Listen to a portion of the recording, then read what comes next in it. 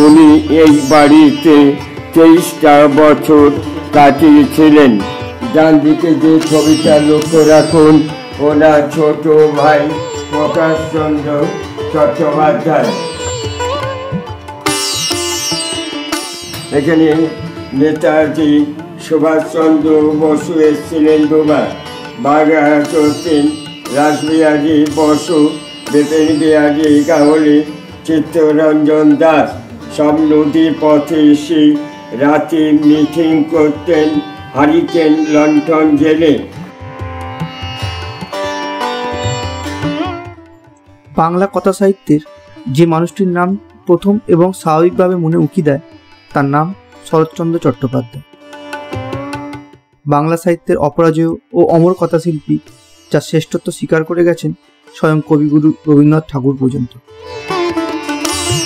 পাঠক ও হৃদয়মর্মী জনপ্রিয়তার দিক থেকে যিনি আজও সবার উপরে, এমন এক বাংলা ভাষার কথাশিল্পী যার বিকল্প উনি নিজে স্বয়ং।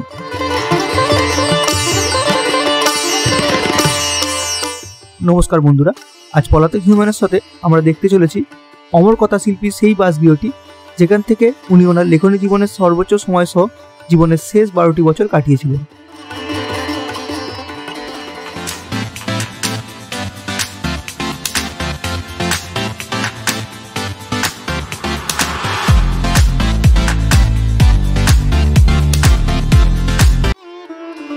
হাওড়া থেকে খড়গপুরের দিকে মুখ করে NH 16 ধরে সড়ক পথে চললাম দেউলটির সামতাবেড়ে গ্রামের উদ্দেশ্যে।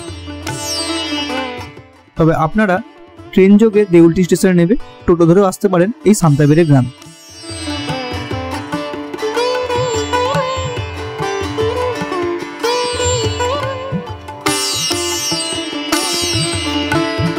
মাহেশ গল্পের সেই বিখ্যাত এবং করুণ লাইনটি দেয়ালে পড়ে নিয়ে পায়ে পায়ে যত এগোলাম গেটের ভিতর, চোখের সামনে একে একে ভেসে উঠতে লাগলো গ্রামের সুমতি, শ্রীকান্ত, দেবদাস, দত্তা, নিষ্কৃতি, দেনা পাওনা, বৈকুণ্ঠের উইল।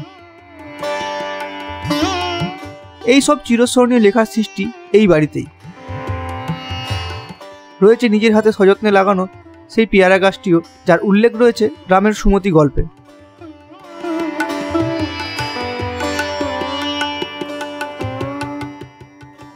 চারিদিকে গাছগাছালি, পুকুর, ধানের জমি, গোলা ইত্যাদি নিয়ে রয়েছে এই বাড়িটি।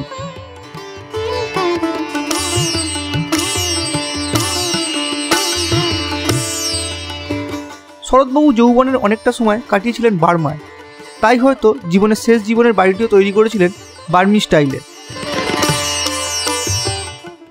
দোতলা বারান্দা ঘেরা 40 ইঞ্চি চুনসুরকি আর পোড়া ইটের তৈরি বাড়িটা কাঠের পিলার, পাথর আর মার্বেল দিয়ে তৈরি।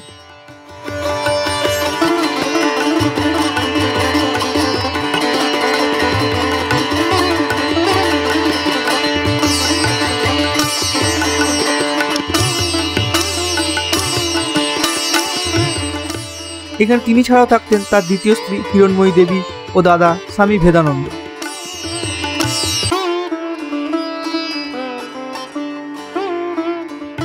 কর্মসূত্রে হোক বা ব্যক্তিগত কারণে ওনার বাসা ছিল অনেক ও নানান জায়গায় ছড়িয়ে। জন্মের পর থেকে দেবানন্দপুর, ভাগলপুর, রেঙ্গুন, বার্মা, এমনকি হাওড়া শিবপুর অঞ্চলেও বাড়ি ভাড়া নিয়ে থেকেছিলেন কিছুদিন।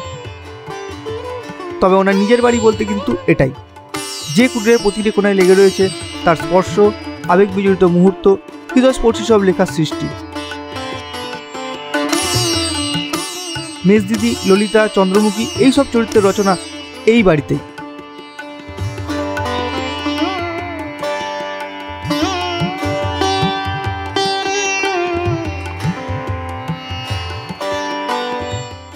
ওনার দিদি অনিলা দেবী ওনার জীবনের মতো বারবার ওনার লেখাতেও প্রাধান্য পেয়েছে অবলীলা।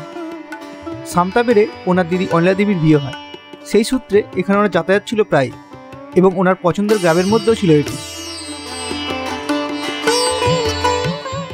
দিদির সুবাদেই 1919 সালে মাত্র 1100 টাকার বিনিময়ে এই জমিটি কেনেন। গোপাল দাসের তত্ত্বাবধানে 1923 সালে তৈরি হয় এই বাড়িটি, কিন্তু উনি গৃহপ্রবেশ করেন 1926 সালে। 1926 সাল থেকে 1938 সাল জীবনের এই শেষ 12টি বছর তিনি অতিবাহিত করেন এই বাড়িতে। 1994 সালের বন্যায় কিছুটা ক্ষতিগ্রস্ত হলেও বর্তমানে পশ্চিমবঙ্গ সরকার কর্তৃক পুনরুদ্ধার করা হয়েছে এবং এটিকে হেরিটেজ সাইট ঘোষণা করা হয়েছে।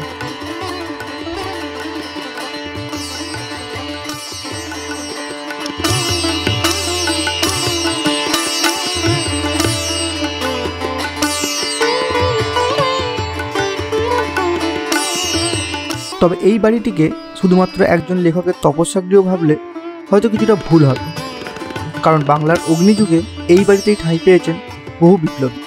সাথে এই বাড়িতেই আনাগোনা ছিল সুভাষচন্দ্র, চিত্তরঞ্জন দাস, বাঘা যতীন, রাসবিহারী বসুর মতো বিশিষ্ট স্বাধীনতা প্রেমীদের।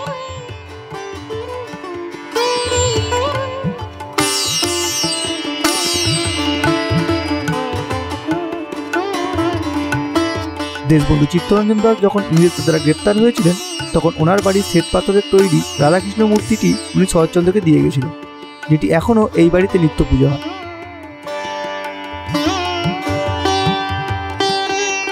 এছাড়াও ওনার ঘরে সযত্নে রক্ষিত আছে চলমান অবস্থায় 100 বছরের পুরনো দেয়াল ঘড়ি।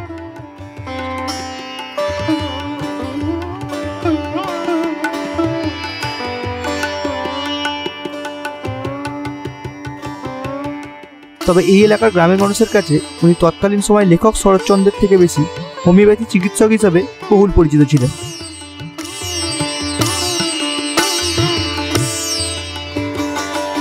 এবারে চলুন এই বাড়ির রক্ষণাবেক্ষণের দায়িত্বে থাকা দুলাল মান্না বাবুর থেকে আমরা এই বাড়ির সম্পর্কে আরো কিছু জেনে নিই।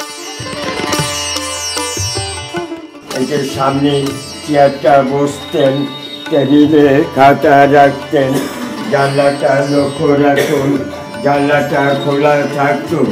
বাইরে যে বাঁশগাছ পাঁচিলটা দেখছেন ওটা ছিল না, রূপনারায়ণ নদী ফেজে বইত। 2 নম্বর রাকে লক্ষ্য রাখুন, ওনার জুতো আছে। ইজি চারে কনে লাঠিটা লক্ষ্য রাখুন, আর ইজি চারি নিচে যে মৃত্যুর শয্যা ছবি।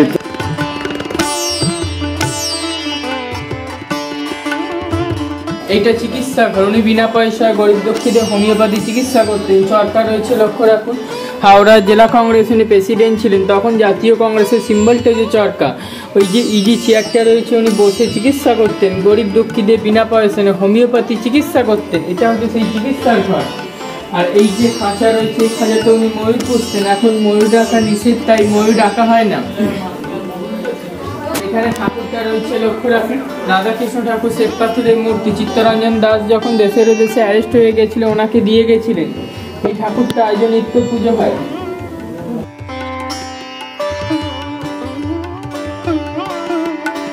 এটা বৈঠকখানা ছিল। এখানে নেতাজি সুভাষচন্দ্র বসু এসেছিলেন দুবার। বাঘা যতীন, রাসবিহারী বসু, বিপিন বিহারী গাঙ্গুলি, চিত্তরঞ্জন দাস সব নদী পথে এসে রাতে মিটিং করতেন, হারিকেন লণ্ঠন জেলে। ডান দিকে একটা ঘড়ি লক্ষ্য রাখুন, 100 বছর আগের ঘড়ি চলছে। ঘড়িটা একদিন দম দিলে 7 দিন চলবে। কনে লক্ষ্য রাখুন, ওটা গড়গড়া তামা খেতেন। তার পাশে ওইটা ভালসের রেডিও। আলমারিতে যে বইগুলো আছে উনি পড়তেন। আর এই সাদা ছবিটার পাশে যে বাঁধানো ছবি শরৎচন্দ্রের নাতি নাত বইয়ের ছবি। 60 বছর ধরে বাড়ি দেখাশোনা করছি। আমার নাম দুলাল মান্না, প্রাইভেট। ওনার নাতি থাকেন কলকাতা কসবায়, উনি আমাদের মাইনে নেন। 2007-এ হেরিটেজ করে গভর্নমেন্ট 10 অবধি কাজ করেছিলেন, মালিকানার নাতি।